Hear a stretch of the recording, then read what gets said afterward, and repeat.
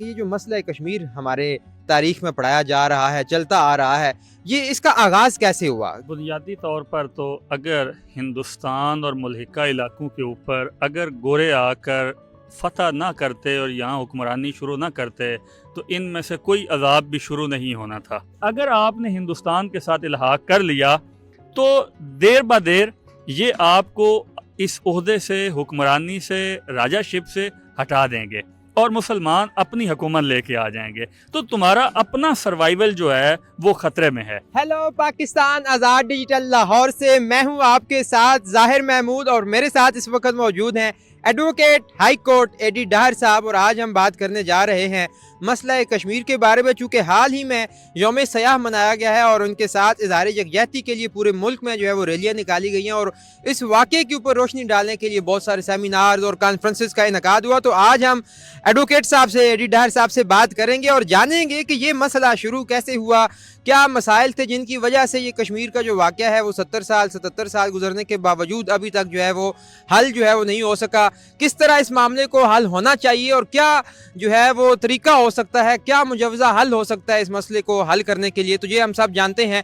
اے D Dahar صاحب سے بات کر کے۔ السلام علیکم جی۔ وعلیکم السلام، کیا حال ہے سر؟ خیریت سے ہیں آپ؟ اللہ کا بڑا شکر ہے ایڈی صاحب۔ آپ مجھے یہ بتائیں کہ یہ جو مسئلہ کشمیر ہمارے تاریخ میں پڑھایا جا رہا ہے، چلتا آ رہا ہے، یہ اس کا آغاز کیسے ہوا؟ کیوں یہ جو ناانصافی ان لوگوں کے ساتھ ہو رہی ہے، اس کا آغاز کس طرح ہوا تھا؟ بنیادی طور پر تو اگر ہندوستان اور ملحقہ علاقوں کے اوپر اگر گورے آ کر فتح نہ کرتے اور یہاں حکمرانی شروع نہ کرتے تو ان میں سے کوئی عذاب بھی شروع نہیں ہونا تھا۔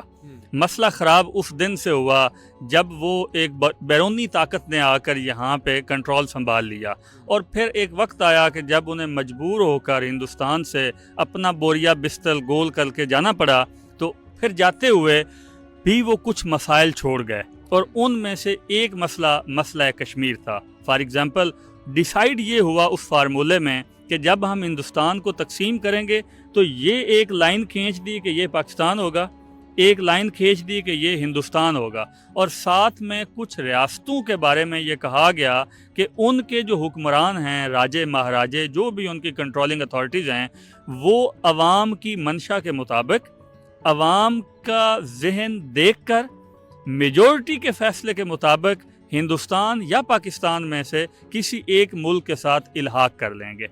اگر تو اس فارمولے پہ عمل ہوتا اور عوامی منشا کے مطابق الحاق ہوتا تو پھر کوئی مسئلہ نہیں تھا۔ ہندوستان میں اور پاکستان نے دونوں نے کشمیر کے ساتھ اس وقت کے راجہ ہری سنگھ کے ساتھ وہ اشر کیا جو ہم نے 26ویں آئینی ترمیم میں مولانا فضل الرحمان کا کیا، کہ ایک اٹھ کے جا رہا ہے دوسرا آ رہا ہے، کیونکہ وہاں پہ بھی اپروچ ہوا انہیں، ہندوستان کہتا تھا ہمارے ساتھ آ جائیں، پاکستان کہتا تھا کہ آپ ہمارے ساتھ آ گئے۔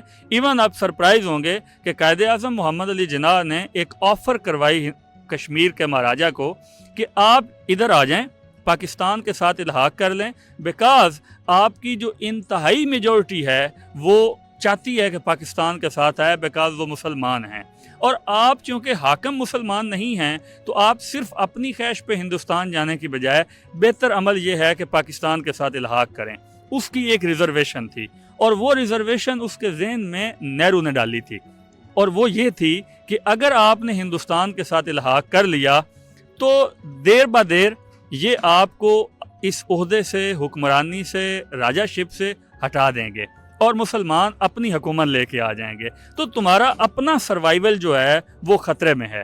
قائد اعظم نے اس بات کو کاؤنٹر کرنے کے لیے اسٹیٹ کا اوپن چیک اس کے سامنے رکھ دیا، اور اسے کہا کہ میں تمہیں گارنٹی دیتا ہوں کہ تمہیں کوئی نہیں ہٹائے گا، تم پاکستان کے ساتھ آ جاؤ، اور اگر کسی لمحے میں تم سمجھو کہ پاکستان نے تمہارے ساتھ زیادتی کی ہے تو یہ اوپن چیک اسٹیٹ کا جو ہے یہ کیش کروا لینا۔ لیکن اس کے باوجود وہ مینوپلیٹ ہوا گاندھی سے اور کچھ اور لوگوں سے، اور اس نے الٹیمیٹلی عوامی منشا کے خلاف میجورٹی کے فیصلے کو بائی پاس کرتے ہوئے من مانی کے ذریعے ہندوستان کے ساتھ الحاق کر لیا، اور یہی وہ خرابی تھی جو عوامی منشا کے خلاف ہونے پہ کسی بھی معاملے میں خرابی ہوتی ہے۔ یہاں سے یہ معاملہ شروع ہو گیا۔ تو اس فیصلے سے راجہ صاحب کے وہاں کے جو اکثریت تھی عوام، obviously ساری عوام جو تھی، ان کو کن مسائل کا سامنا کرنا پڑا آپ کی نظر میں؟ ان کو انہی مسائل کا سامنا کرنا پڑا جو آج بھی معاشرے کے اندر دنیا میں میجورٹی جب سپریس کر دی جاتی ہے تو ان کو جن مسائل کا سامنا کرنا پڑتا ہے. اس دن سے آج تک کشمیری جو ہیں یا ایون آپ اس سے باہر نکلیں دنیا کے وہ علاقے جہاں پہ دو اور طاقتیں لڑ رہی ہیں ان پہ اپنا تسلط قائم کرنے کے لیے، تو ان کی زندگی اجیرن ہوئی ہے. ان کے فنڈامنٹل رائٹس جو ہیں وہ تہس نہس ہوئے ہیں. ان کا کوئی فیوچر نہیں ہے. ان کے بچے رول رہے ہیں. وہ جو سوسائٹیز ہیں وہ آگ کی سوسائٹیز بن کر رہ گئی ہیں، اور یہ انفارچونیٹ ہے، اور اس کو کسی نہ کسی حل کی طرف ضرور لے کے جانا چاہیے.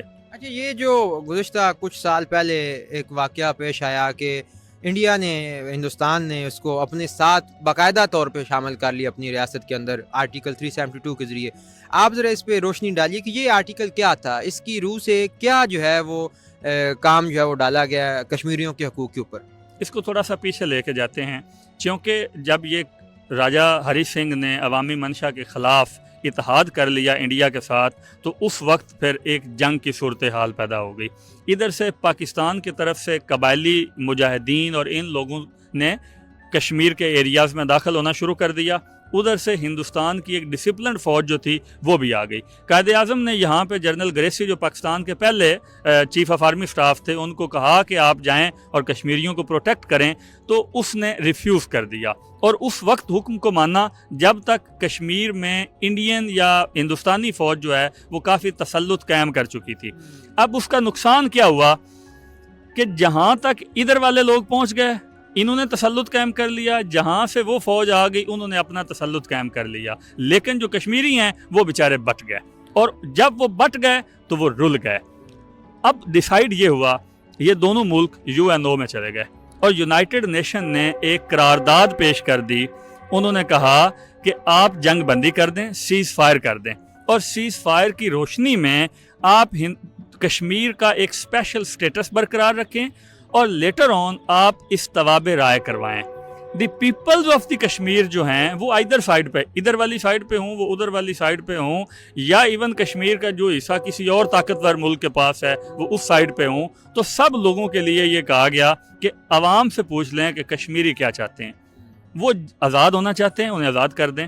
وہ ہندوستان میں جانا چاہتے ہیں، انہیں ہندوستان میں بھیج دیں. وہ پاکستان میں آنا چاہتے ہیں، کھلے دل کے ساتھ انہیں پاکستان میں آنے کی اجازت دے دیں، اور وہ پاکستان کا حصہ بن جائیں. یہ ایک اسپیشل سٹیٹس جو قائم کیا گیا کشمیر کا، بیسیکلی انڈین کانسٹیٹیوشن کا آرٹیکل 370 اس اسپیشل سٹیٹس کو اکنالج کرتا تھا، ریکگنائز کرتا تھا، اور وہ ان کا اسپیشل سٹیٹس برقرار رکھتا تھا. مودی گورنمنٹ نے انفارچونیٹلی اپنی پالیسی کو تھوڑا سا، پہلے وہ ڈیفینسو موڈ پہ تھے، وہ اوفینسو ہو گئے. انہوں نے کہا کہ ہم کب تک ڈیفینس کرتے رہیں گے، ہم اوفینسو ہوتے ہیں اور سب سے پہلے اس کے سٹیٹس کو ٹرن ڈاؤن کرتے ہیں. انہوں نے اس آرٹیکل میں امینڈمنٹ کی، اور کشمیر کا انڈین کانسٹیٹیوشن میں یا انڈین سوسائٹی میں جو ایک اسپیشل سیپریٹ سٹیٹس تھا اس کو ابالش کر دیا. اور انہوں نے کہا کہ یہ اب کوئی اسپیشل اسٹیٹ نہیں ہے، بلکہ جس طرح ہندوستان کی باقی ریاستیں صوبے ہیں اسی طرح یہ بھی ایک صوبہ ہے، اور یہ انفارچونیٹ ہے. میں آج بھی یہ سمجھتا ہوں، بلکہ دنیا کا ہر ذی شعور شخص یہ سمجھتا ہے جو UN کی ریزولوشن ہے. اور UN کی ملٹیپل ریزولوشنز کیا ہیں کہ کشمیر یا کشمیر جیسی دیگر سوسائٹیز دنیا بھر کے اندر جہاں جنگ ہے، جہاں دو طاقتور لوگ لڑ رہے ہیں، ایک اس سوسائٹی کو اپنی طرف کھینچ رہا ہے، دوسرا اپنی طرف کھینچ رہا ہے. آبویسلی پاکستان اور ہندوستان کی طرح باقی سوسائٹیز میں بھی عزائم ہوتے ہیں، جیسے ہمارا پانی کا عزائم ہے، ان کا بھی پانی کا عزائم ہے، لیکن اس میں پس کشمیری رہا ہے. میں یہ سمجھتا ہوں کہ آج بھی کشمیریوں کو جو رائٹ آف ووٹ ہے وہ دینا چاہیے. ہم یہاں پہ رائٹ آف ووٹ کلیم کرتے ہیں، ہم یہاں پہ کہتے ہیں ووٹ کو عزت دو، انڈیا والے وہاں پہ کہتے ہیں کہ جمہوریت کو پھلنے اور پھولنے دو. تو میرا خیال یہ ہے کہ پھر وہ جمہوریت ہمیں کشمیر میں بھی پھلنے پھولنے دینی چاہیے، وہ رائٹ آف ووٹ ہمیں کشمیر کے لوگوں کو بھی دینا چاہیے، اور الٹیمیٹلی کشمیر کے لوگ جہاں جانا چاہیں ہمیں کھلے دل کے ساتھ، عزت اور احترام کے ساتھ ان کی منشا کی قدر کرنی چاہیے اور ان کا ساتھ دینا چاہیے. अच्छा, अब पाकिस्तान ये क्लेम करता है कि कश्मीर उसकी शाह रग है और हिंदुस्तान कहता है हमारा टोटंग है और इसमें ह्यूमन राइट्स की वायलेशन भी हो रही है। हम कई सालों से जद्दोजहद कर रहे हैं, उनके साथ इज़हार यकजहती कर रहे हैं, उनके लिए मुख्तलिफ दिन मना रहे हैं। अब ऐसा कौन सा बीच का रास्ता निकल सकता है कि ऐसा कोई हल निकाला जाए इस इशू का कि कश्मीरी भी खुश हो जाएं और पाकिस्तान और हिंदुस्तान भी जो है वो इस मामले पर राज़ी हो जाएं? आपकी नज़र में ऐसा कोई हल है? देखें, अमन कायम करने के लिए 2-3 ऑप्शन हो सकते हैं।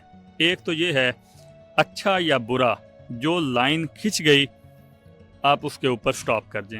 जो इलाका पाकिस्तान के पास है वो उनको तमाम बाकी लोगों की तरह अपने फंडामेंटल राइट्स दे, उनके राइट्स को प्रोटेक्ट करे और उनको जो है वो अपने मुआशरे के अंदर एक अच्छी ज़िंदगी और राइट्स देते हुए कॉन्स्टिट्यूशनल डोमेन में रखते हुए उनको साथ लेकर चले। और इसी तरह हिंदुस्तान के इलाके में जो लोग हैं वो उसको करें। एक ऑप्शन ये हो सकता है जो मुनासिब ऑप्शन नहीं है, ये एम वो कहते हैं रोला मुकाओ, ये रोला मुकाने वाला एक ऑप्शन हो सकता है, अदरवाइज ये कोई फेयर ऑप्शन नहीं है। फेयर ऑप्शन एक ही है और वो है राइट ऑफ वोट। हिंदुस्तान को, पाकिस्तान को एक कॉमन कमीशन के तहत under the supervision of UNO और एनी अदर न्यूट्रल बॉडी उन्हें कश्मीर के लोगों को, तमाम कश्मीर के लोगों को, उस कश्मीर को जो 1947 से पहले स्टेट ऑफ कश्मीर थी, बाद में जो डिवाइड कर दी, जम्मू कर दिया, कश्मीर कर दिया, आपने जीबी कर दिया, आपने इधर आप लद्दाख पे ले गए, ये जो आपने डिस्ट्रीब्यूशंस की इस पे नहीं।